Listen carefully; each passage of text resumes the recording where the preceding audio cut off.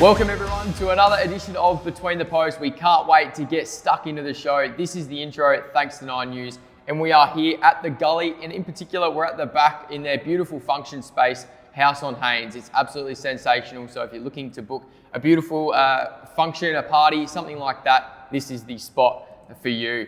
Jad, welcome to the show, mate. What have we got coming up today? Yes, happy to be here. Plenty of footy to chat about. First of all, we've got the Division 1 wrap. Also, the Women's wrap with Beck, chatting about everything to do with the Women's Final Series. And then the Division 7 wrap with myself. Beautiful. And of course, like we do every other week, we've got all the usual segments, marks and goals, what caught our eye, and milestones right at the very end. So if you played 100 games over the weekend, stay tuned because you'll get a little shout out. But other than that, strap yourselves in for another great show of Between the Posts.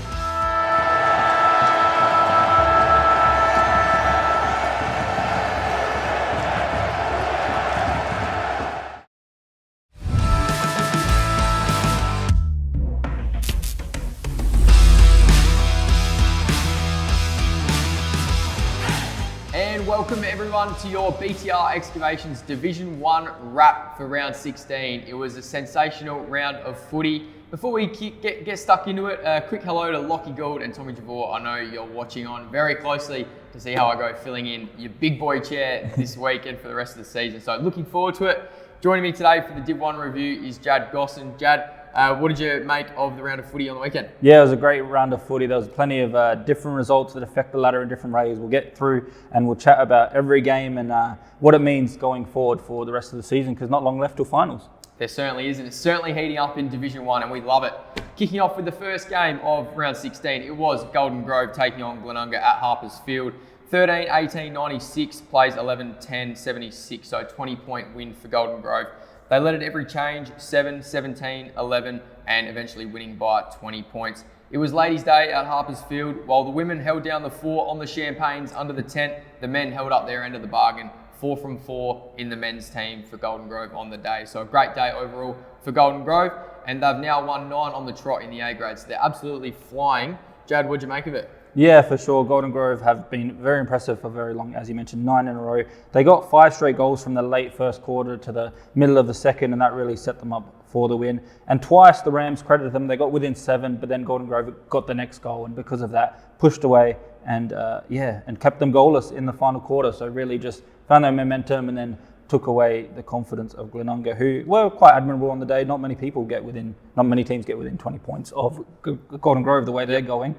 18 behind to Golden Grove as well. That's something that caught my eye. So they could have maybe won by more. Yep. But overall, can't complain from Golden Grove perspective. They've looked really good and looked really threatening to the premiership, perhaps. They certainly are, mate. Yeah. For me, I think it's the type of match that they've needed. They've won 9 on the trot, and most of them have been relatively easy. Yeah. So it was very good for Glenunga to keep throwing the punches and see how Golden Grove responded, and they did that on multiple occasions, responding.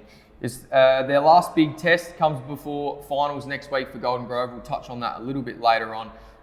For the goal kickers, though, it was Lenny Pascoe with 4, so he's up to 74 for the season. We spoke about maybe a ton watch, but maybe that's just a little bit too far now. Banwell and Slater with 2, Glenn Ingram, Robinson, Verity, and Xanthopoulos with 1. For Glenunga, Mitch Marini, 4 goals, Davis, Opperman, Smith with 2, and Butterworth with 1.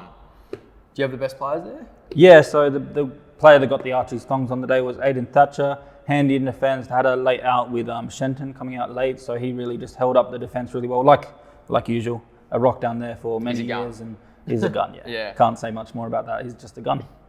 Next game of round 16 was the Stream team, and it was Broadview taking on Payneham Norwood Union in what seems to be is a relegation shaper. It was Broadview 7-8-50. They went down to the Falcons 13-13-91 to the tune of 41 points. Payneham Norwood Union, they led at every change, 3, 9, 20, and finishing 41-point winners.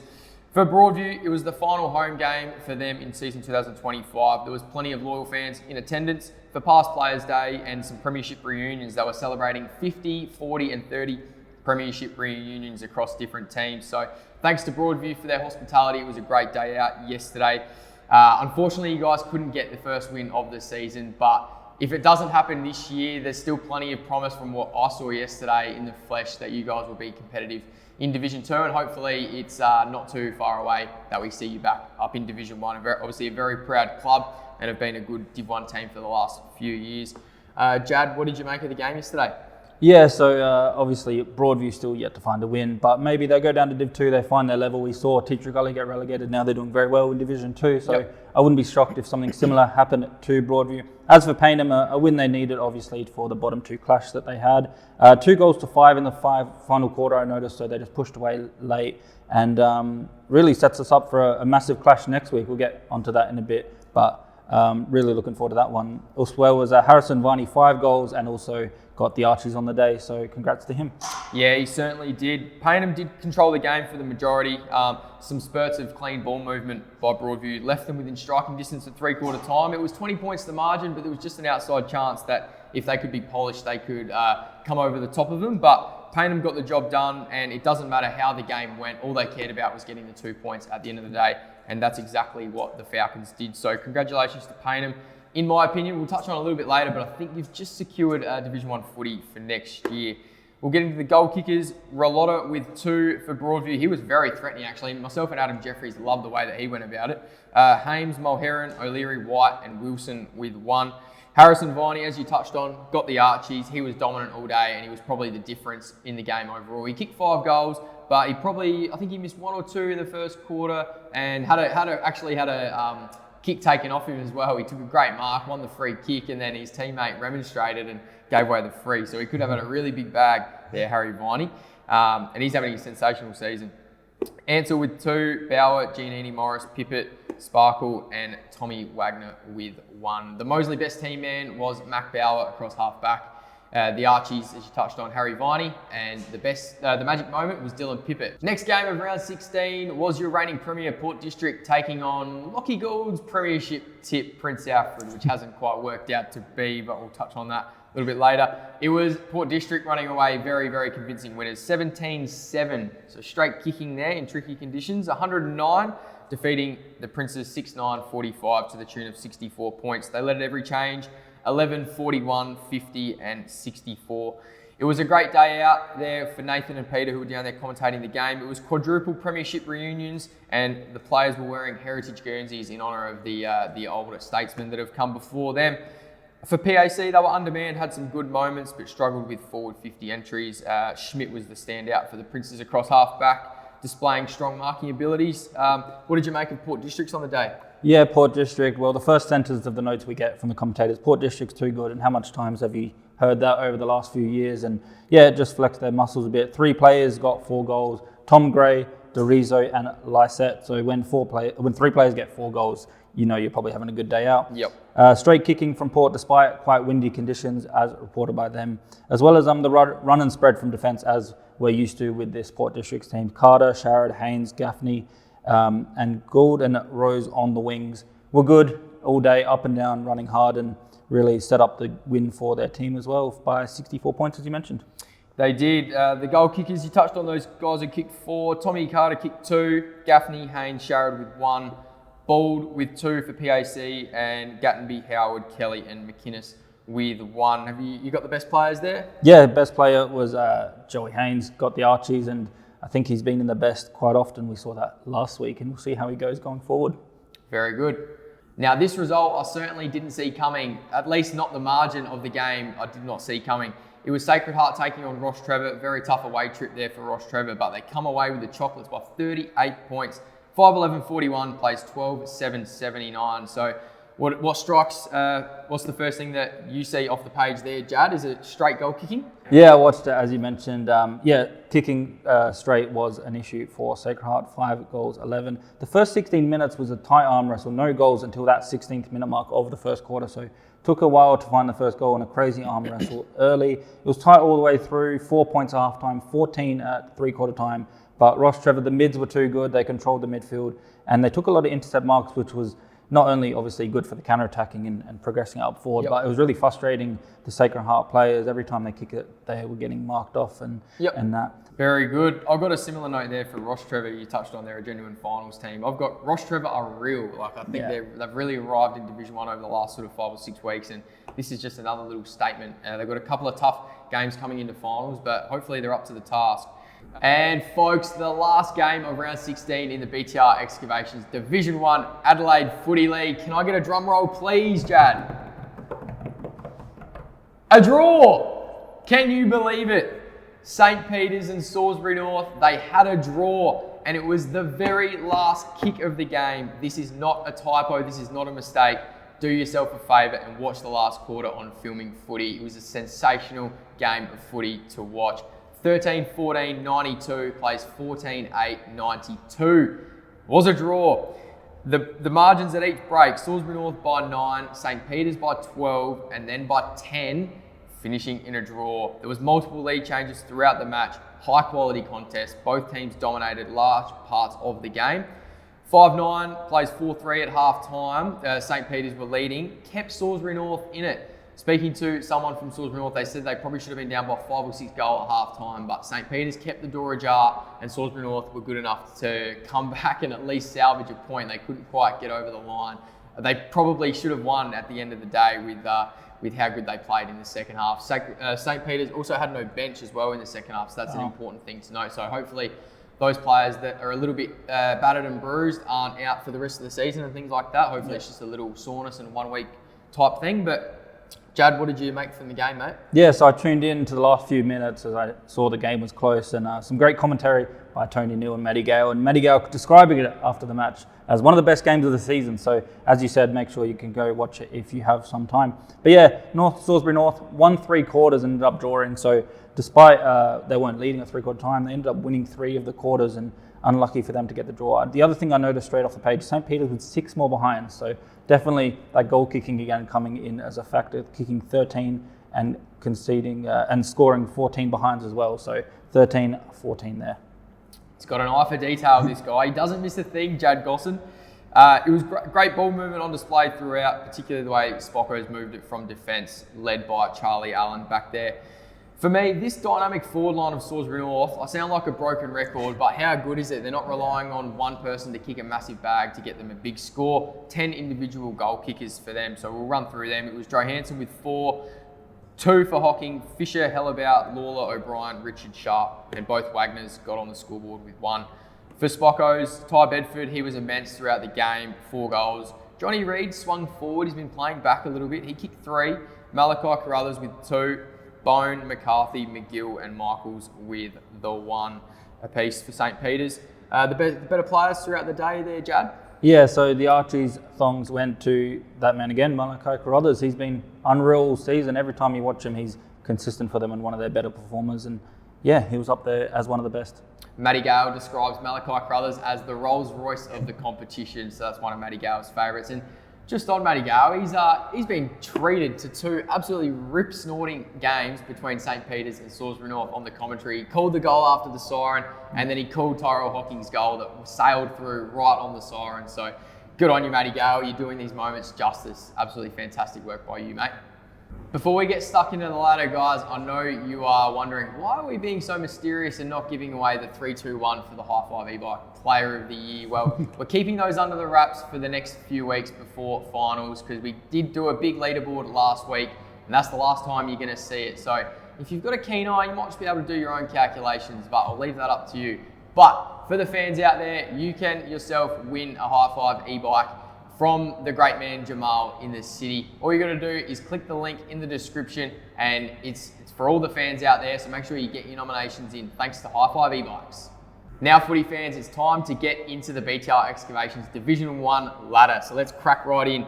Right up the top, Port Districts, 26 points, 13 wins. Golden Grove, 9 on the trot. They are now sitting second, 24 points with 12 wins and a very healthy percentage as well. St. Peter's, with that draw, they couldn't quite equalise on Golden Grove, but for them, they don't actually drop behind Ross Trevor as well. So it's a bit of a weird result. Is it good? Is it bad, that draw between St. Peter's and Salisbury North? Only time will tell. Ross Trevor, 22 points. Salisbury North, 21. Sacred Heart, 20.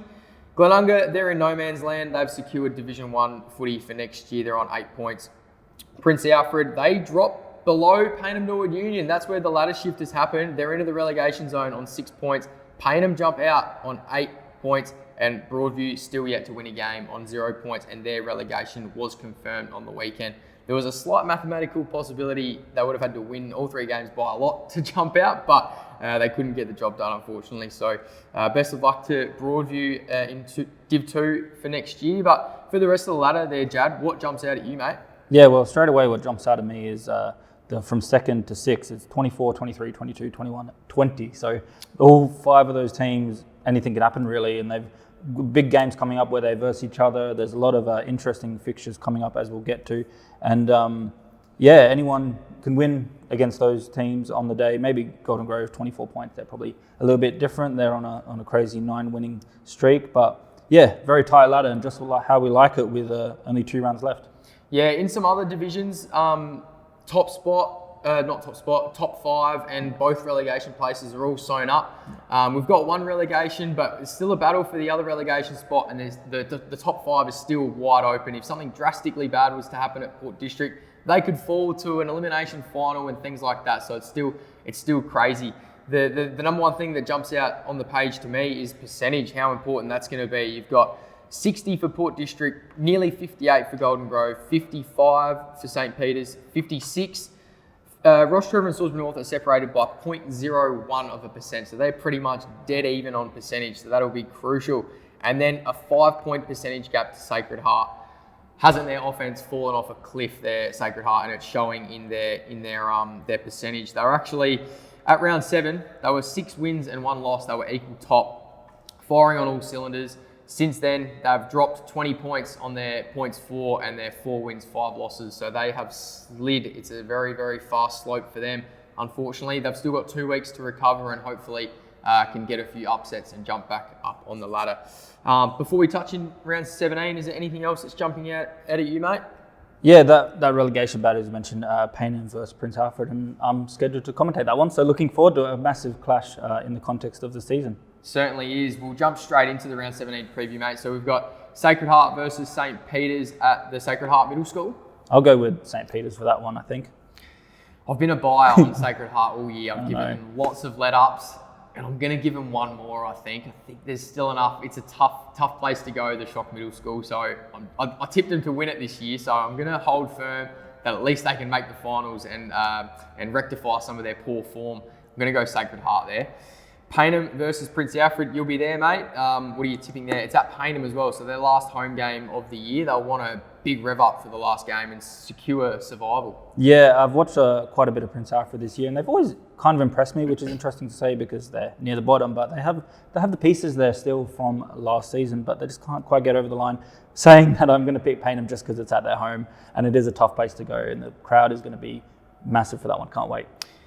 The other thing that's just jumped out at me as well, looking at this ladder as well, is the percentage. So on another day, Payneham could be above by 2 points and have lots more percentage. And even if they lose, they stay up. But they have to win. Their percentage is 2 points lower than Prince Alfred. So it could be a 1 point win for Prince Alfred, and that secures them. Imagine the drama that would be at Payneham Oval. I am going to tip Payneham though. I've seen them 3 or 4 times over the last sort of couple of months, and I've loved the way they've gone about it. They've come up against the top 6. So it's been tough for them to sustain it for 4 quarters, but I think there'll be enough there to get the job done and secure Div 1 footy. And unfortunately, I think Prince Alfred might go down. Golden Grove versus Ross Trevor at Harpers Field. I'm tempted to go Ross Trevor. They impressed me a lot when I just watched them last night, but I will go Golden Grove. You can't go against the form team of the competition. Yeah, I think at home it's probably just going to be too big of a task for Ross Trevor, but I do expect it to go down to the wire. Golden Grove will not have it all their own way. Ross Trevor, a very, very good side. Glenunga versus Broadview at Webb Oval. Yeah, Glenunga for me for that one, unfortunately for Broadview. Broadview surely have to win a game, don't they? I hope so. I hope they do. For their sake, I hope they do. Saw them on the weekend. They take the game on really well, and that maybe could unlock a few things against Glenunga, who play like a bit of a slower brand of footy. So if they can sustain it for 4 quarters, Glenunga, they're sort of in no man's land. They might have the queue in the rack, one eye on the footy trip. So maybe Broadview, playing for pride, can get the job done, and I'm going to go for a feel-good story there. They can't go through winless, so I'm going to tip Broadview there. Port District versus Salisbury North. This is the stream team. This should be an absolute cracker. Salisbury North, 2 very tough games to finish the season.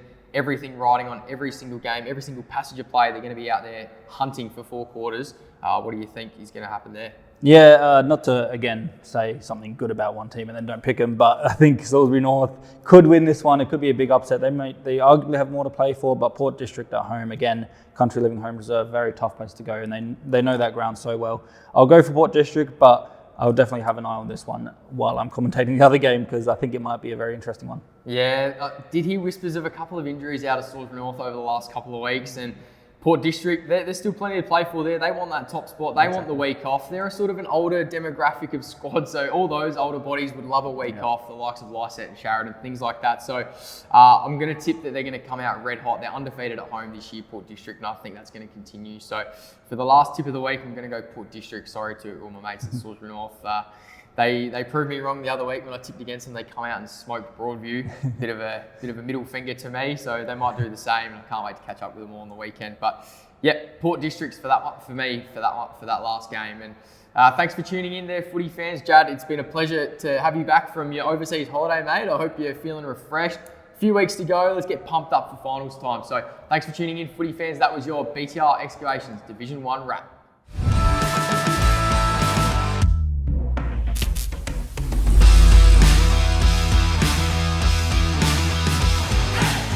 Do you belong in a role that drives you? In a community that makes you proud? In a team that brings out your best? You belong in blue. Apply for a career with South Australia Police.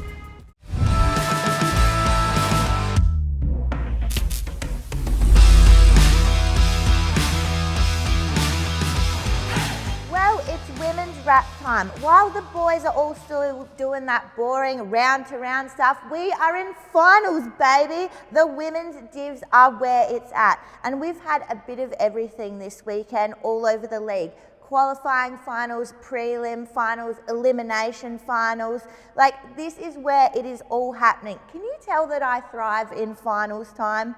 It seems fitting as well that we're back at the Gully where our Between the Post seasons began as well to film for finals as well. Just seems like a bit of a full circle moment for us here. But anyway, I have so much to talk about, so let's get straight into it, starting with the BTR Excavations Division 1 competition. And we'll kick it off with 1 versus 2. Now, we know the drill here. Payneham, Henley. Payneham coming off their undefeated season. Henley coming off a really strong year as well, but a bit of a surprise loss in the last round to Broadview. And we know the story here, the history. These two teams are forming a real rivalry in Division 1. Their last meeting, it was a draw. So we're building up to a serious match here between Payneham and Henley. So I know you're dying to know what happened. Well, congratulations to our first team through to the Division 1 Grand Final, Payneham.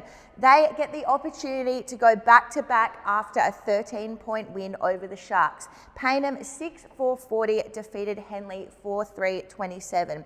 And the match is really what we've come to expect from the contest between our top two here in Division 1.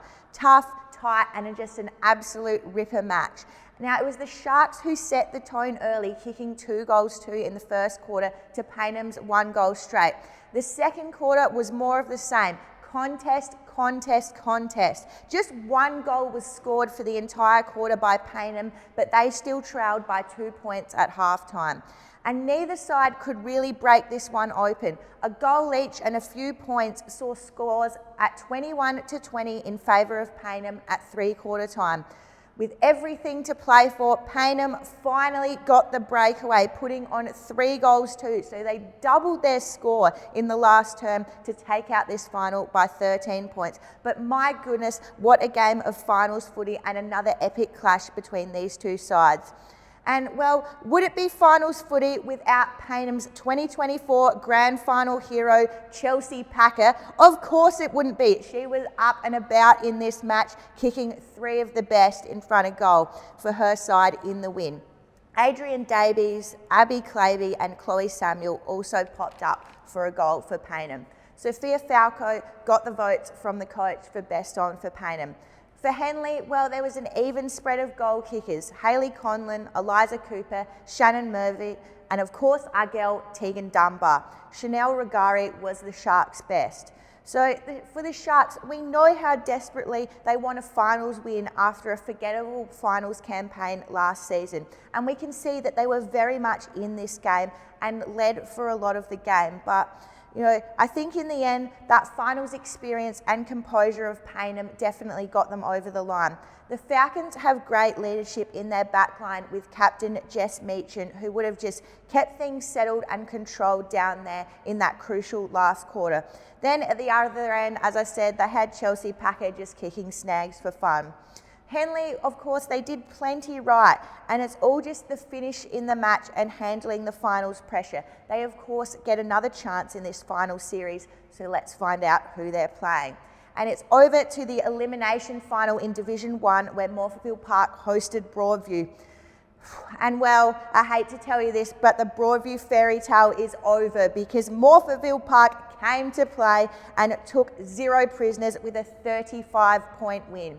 Morphettville Park 9-9-63 defeated Broadview 4-4-28. And it was a classic Morphettville Park performance highlighted by scoreboard pressure and just an all-round performance from a well-drilled, experienced team. At halftime, the Roos led 5-4 to 1-3 and had set themselves up really well for this win. And whilst their best scoring quarter was the fourth, Broadview just couldn't get near the dominant side, who was too strong from start to finish. And the leadership came straight from the top by captain Tess Maple. She kicked 3 of the Roos goals and also featured in the best. Now, Tess is a crucial part of that side. She brings everyone together so well, so her leadership is really important to the Morphy Park side. The Roos had 7 goal scorers as well, so when the goals are coming from everywhere, that can be pretty hard to stop. Julia Watson was named best for the day in the convincing win for Morphettville Park. For Broadview, Lucy Mussolino kicked 2 goals and Remy Grant and Abby Player also kicked a goal, while Bree Arthur was named best for the Tigers. Now, as I said earlier, the fairy tale is over, and honestly, I think despite the loss, Broadview should be proud of their season. This is a team that won 1 of their first 7 games and then completely turned their entire season around. Hard work, great footy, and a huge amount of belief got them to this final in the first place.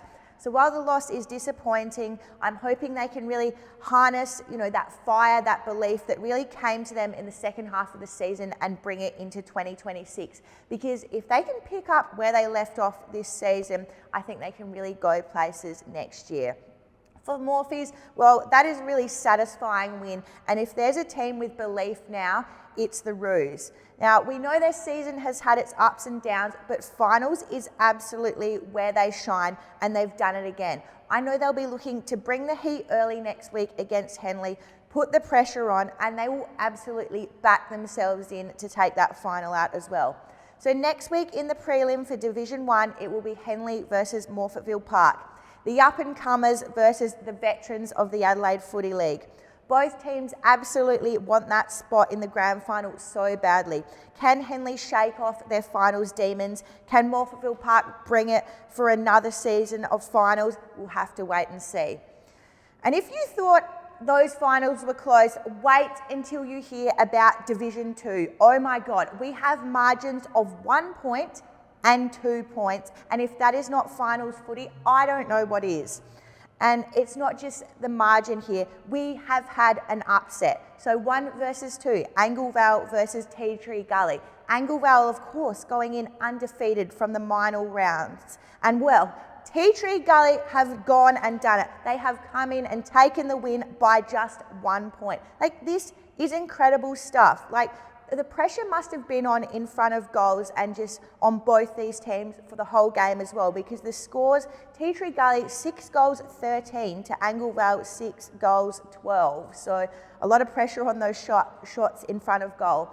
And for Anglevale, well, it was all about Tamara Clapton. She kicked all 6 of their goals. But Tea Tree Gully, well, they just managed to snatch the win and they go off straight into the Division 2 grand final. But what a match there in that first final. Now, in our other thriller in Division 2, Hope Valley overcame a scoreless first quarter to beat Old Iggy's by just 2 points in a game where Old Iggy's absolutely streamed home by 20 points in the last quarter. They just couldn't quite grab the lead. So this sets up our Div 2 prelim as Anglevale versus Hope Valley next week. Now we have to move on to Divisions 3 to 5 grand final previews. Yes, it is grand final time. We'll start with Division 3. In Division 3, our grand final is going to be Port Districts versus Pembroke Old Scholars. So congrats to both teams on making it into the grand final. What's the deal here in Division 3? Well, Port Districts finished top and they have not lost a game since round 1. Pembroke, on the other hand, they've come from 4th to be here. They knocked off Mitcham on the weekend, who finished 2nd. So I think we're set for an awesome finish here in Division 3 for the grand final. In Division 4, a 14-point win over Athelston saw Glenunga qualify for the grand final in their very first season in the Adelaide Footy League women's competition, which is so exciting for them. Can they succeed where their men's team haven't been able to in the grand finals in the last couple of years? We'll have to wait and see. Now, Glenunga, they're up against Modbury, who we know had an undefeated season in Division 4. But these two played out a nail-biter in week 1 of finals, so this is going to be a really huge clash. I can't wait to see how this one plays out in Div 4. And in Division 5, well, you won't believe it, another nail-biter, a 1-point prelim again. This final has seen Marion defeat Kilburn to earn their spot in the grand final. This sets up a grand final clash of Salisbury North versus Marion. Now, Salisbury North have won both their encounters this year, but of course, the grand final is a whole new arena, so we'll have to wait and see how things go there. Now, we will, of course, be streaming all of these games live, so make sure you check out the socials of Adelaide Footy League's page on Facebook for all the official links. Don't be clicking on any of those dodgy scammer links that pop up for finals information, okay? You've got to get on the Adelaide Footy League socials, make sure you're on the official streaming links. Now, we're going to be there streaming all day, so if you can't make it, make sure you tune into the stream. But if you can, make sure you get out there and support your team and just, get out there. It's a great grand final day every single year. So just to clear up what we've got coming up on Saturday, the 16th of August, grand final day, Division 5, Salisbury North versus Marion. Division 4, Modbury versus Glenunga. Division 3, Port Districts versus Pembroke Old Scholars. So make sure you keep an eye on your team's social media and Play HQ for all the timings for these finals. I hope to see you out there on the day, but if not, I'll see you next week to wrap it all up on Between the Posts.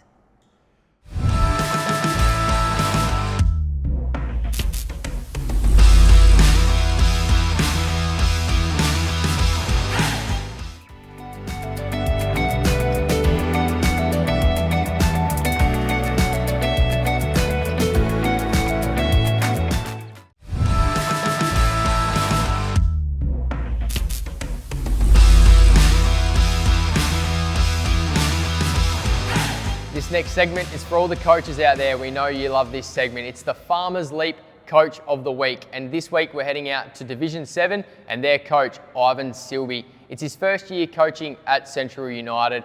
He was excited by the raw talent that was on offer at Central United to connect, develop and nurture them, not only into great footballers, but great young men as well. He has impressive credentials as a player and a coach, and it's proving dividends. The units are currently sitting second on the Div 7 ladder with 10 wins and 5 losses, and a really, really exciting contest coming up this week in the local derby against the Elizabeth Eagles. So it should be a great atmosphere at Agana Park on the weekend. Hopefully the units can get the job done for Coach Ivan, because he is the Farmers Leap Coach of the Week.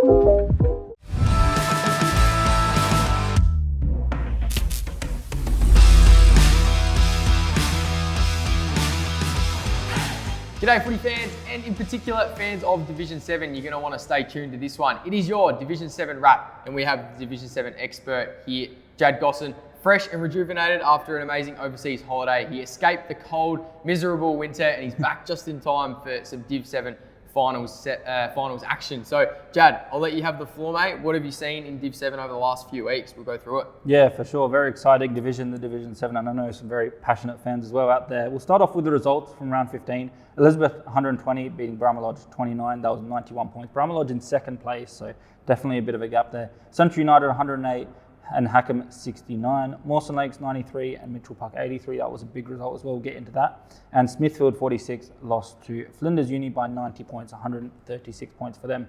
And do you have a bit of a breakdown, or do you have a ladder there for us? Yeah, I've got the ladder, mate, certainly. Elizabeth, as we know, amazing story. Not a great year last year. They're rejuvenated 15-0. They are smoking every single team in Division 7, so expect those guys to have a premiership medallion around their neck in a few weeks' time. Central United, they're sitting equal second with Brahma Lodge, both 10 wins apiece. Hackham, 7 wins on 14 points. Mitchell Park and Mawson Lakes both on 6 wins. There's a big percentage gap there though, so that's going to be something to watch in the remaining 2 games of the season. Flinders Uni on 5 wins, and Smithfield, they're stone cold bottom, 1 win only for the Cats this year. What are some things that jump out at you on the ladder there, Jad? Yeah, so I've looked at the ladder and I broke it down into sections. So we'll start from the top. Elizabeth, of course, top all year, undefeated, as you mentioned, 15-0 record. Also, the best percentage in the whole Adelaide Footy League, 82.16%, which is just nuts. They have scored 2,253 points and conceded only 489. So That's insane, Elizabeth are on fire. That's insane. Yeah, crazy. And then the second part of the ladder are the teams pushing for that second spot. They are Central United and Brahma Lodge. Because of this week's result, Brahma Lodge jumped into second above. Central United jumped above Brahma Lodge in that ladder position. I believe these are the only 2 teams that can challenge Elizabeth. If anyone can, it's going to be these 2. It's obvious to say they're second and third on the ladder. So those 2, Central United, a bit more about them a bit later as well. They got some good news there. They certainly do. There's also a bit of a logjam there between 5th and 6th. Did you want to speak about that? Mitchell Park and Mawson Lakes. There's an outside chance for Mawson Lakes to make the 5 and play some finals footy, which would be great for their club. Yeah, I'll predict they will, because looking at that section from 4th to 7, I've broken it down. Hackham, Mitchell Park, Mawson Lake. Flinders Uni only separated by 4 points. In terms of the team who I'd pick, as you mentioned, I'd pick Mawson Lakes and Mitchell Park, because they're the teams that are in form. They've won 3 out of the last 4 games, have wins against each other. And then also Brahma Lodge lost to Mitchell Park as well. So they've been on fire, the Lions there. They've really found some form late in the season, which is important.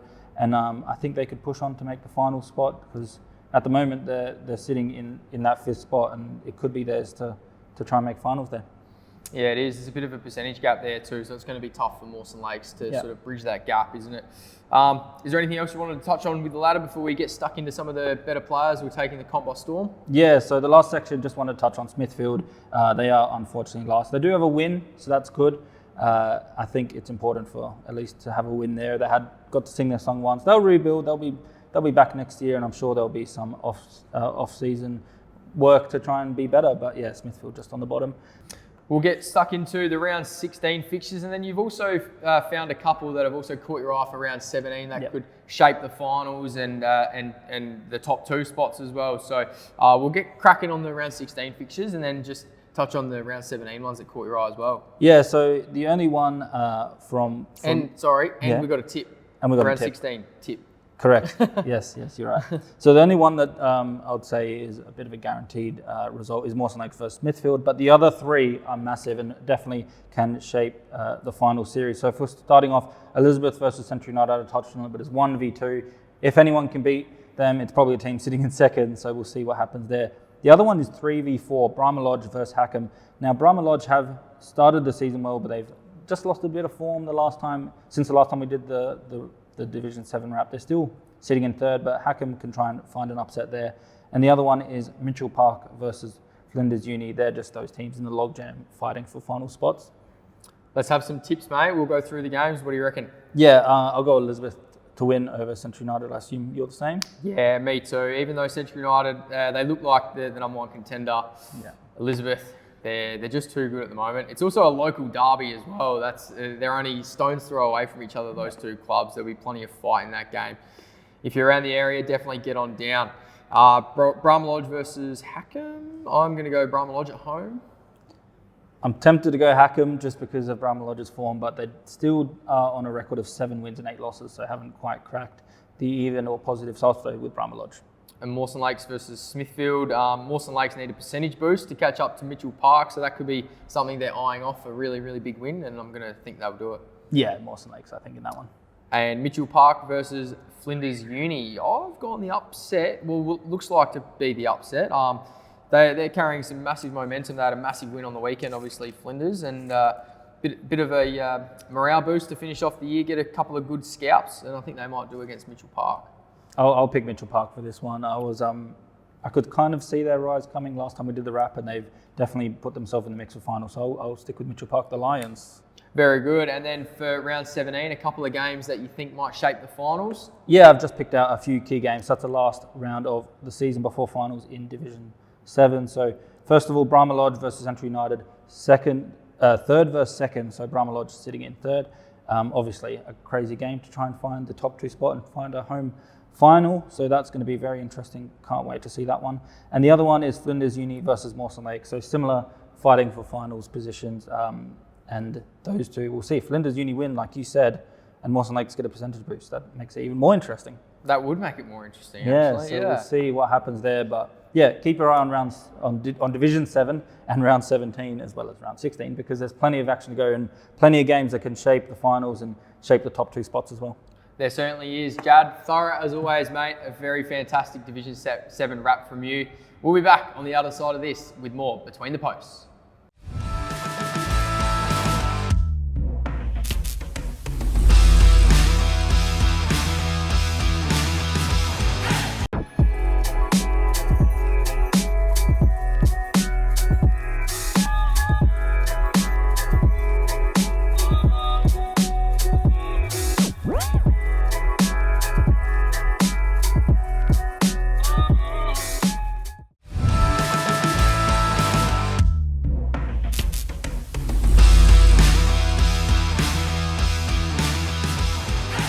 Next up on Between the Posts, it's time for what caught our eye. Ooh. Did you feel that? Something felt a bit strange, yeah. It's weird. There's some weird things going on here.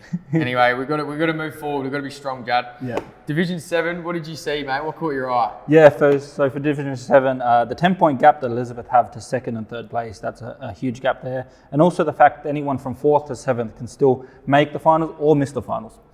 For me, I had Flinders Uni. They had 5 players kick 3 goals in their 90-point win, so congratulations to them. And there's plenty of other great results happening around Div 7, so make sure you check out the Div 7 wrap with our Div 7 expert. Division 6? Yeah, so for Division 6, I went with St. Paul's having a big win over Ingle Farm. Makes the move into second and go above Ingle Farm and Rosewater by 2 points. And for me, OSB, they had an amazing win in celebration of one of the greatest players I think I've ever heard of in the Adelaide Footy League. 500 A-grade games for John Atkinson. Check out this video.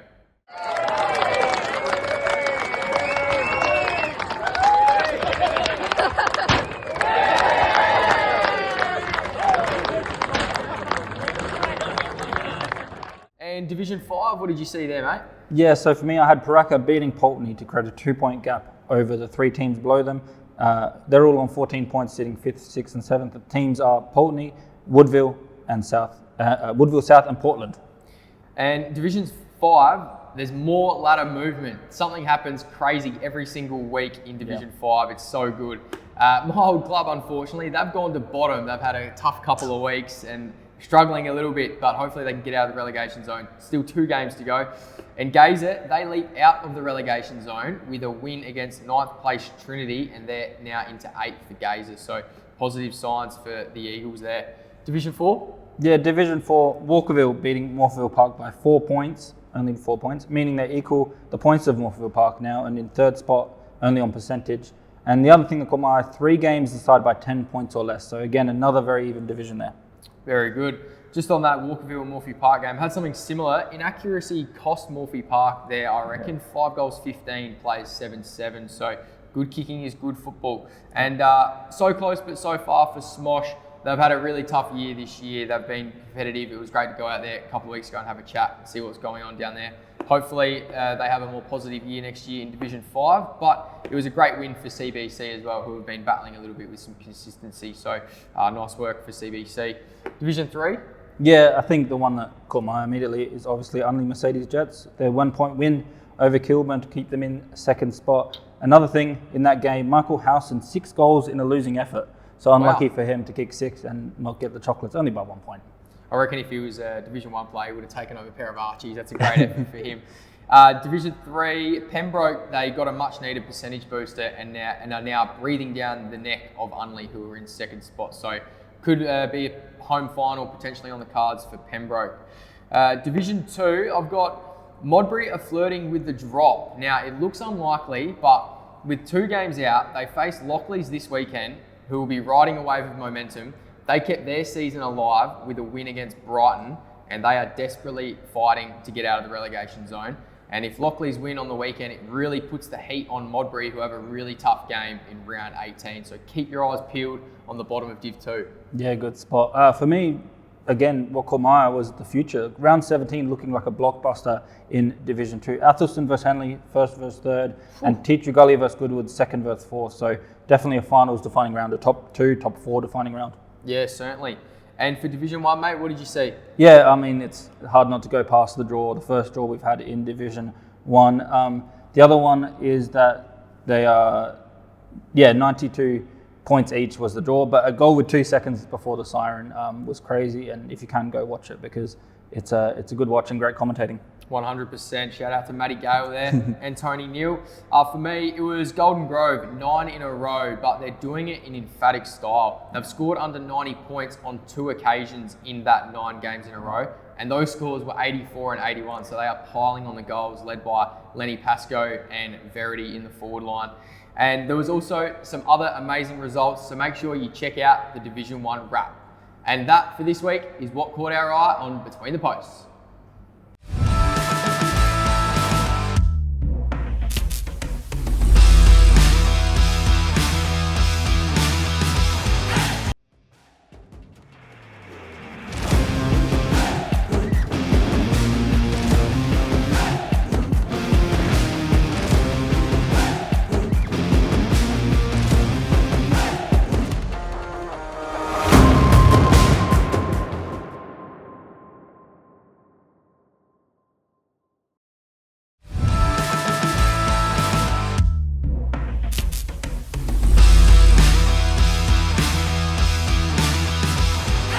Now, footy fans, it's time for your Born to Build Marks of the Week. Remember, the Mark of the Year wins a 3-night stay in Broome thanks to Kimberley Resort. So make sure you get your nominations in to darcy@filmingfooty.com.au and get voting on the Facebook page. But for now, this is your Born to Build Marks of the Week.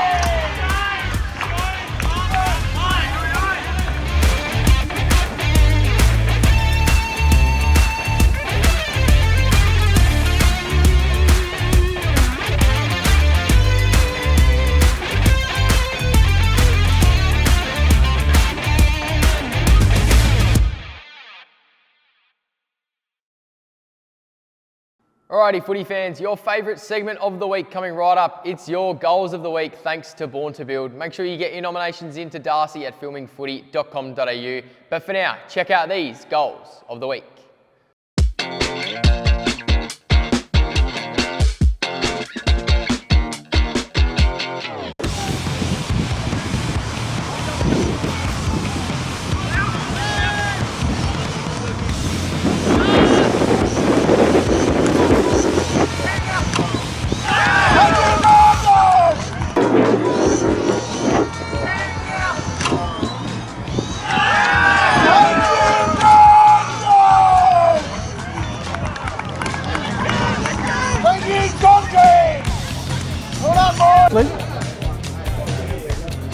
Throw in pretty much the front of the Glenunga bench.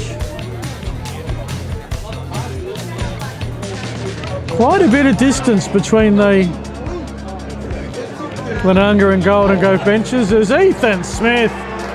Quite a bit of distance between the Glenunga and Golden Grove benches. There's Ethan Smith. Fires up the fans in the Glenunga.